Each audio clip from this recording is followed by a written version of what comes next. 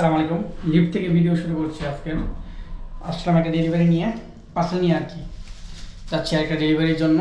এখন যাই আগে ডেলিভারিটা দিই। দিনের দ্বিতীয় ডেলিভারি দিতে যাচ্ছে এখন লালপুর। বেশ কষ্টই হচ্ছে ডেলিভারিটা দিতে গিয়ে। এই পাশে একটা কেক রাখছি বড় 4 পাউন্ডের, এই পাশে একটা কেক রাখছি হাফ পাউন্ডের।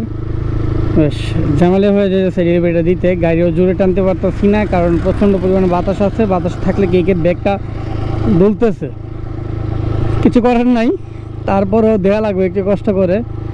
পাকনামি করার একটা ফল পাইছি এখন।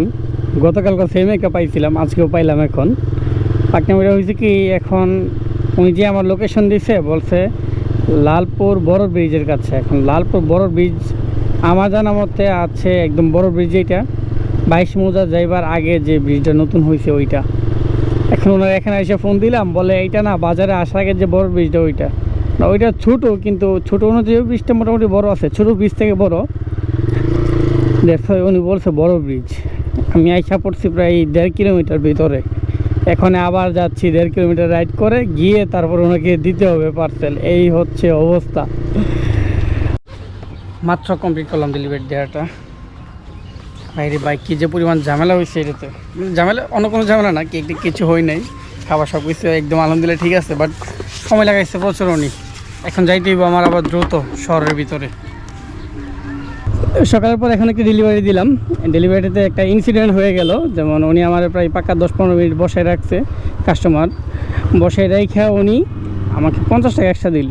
ভাইটা বোনাস হিসেবে রেখে দেন, আপনি মজা খেয়ে ফেলেন।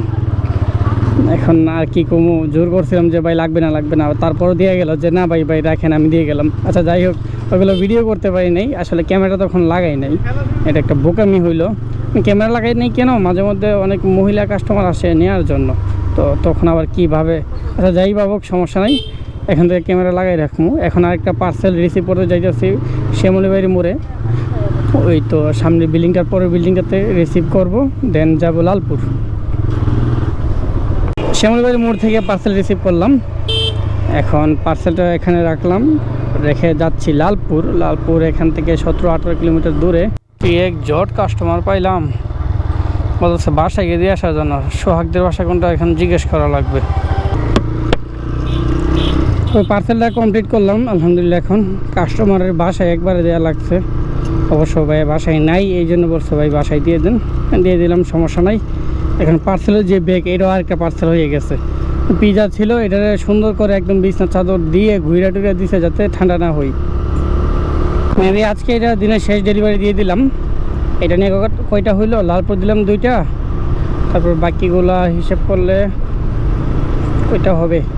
আচ্ছা এখন আমার আপাতত মনে নেই, আমি বাসায় গিয়ে যখন এডিট করব তখন ভিডিওগুলো দেখে কয়টা হয়েছে দেন আমি লিখে দিব।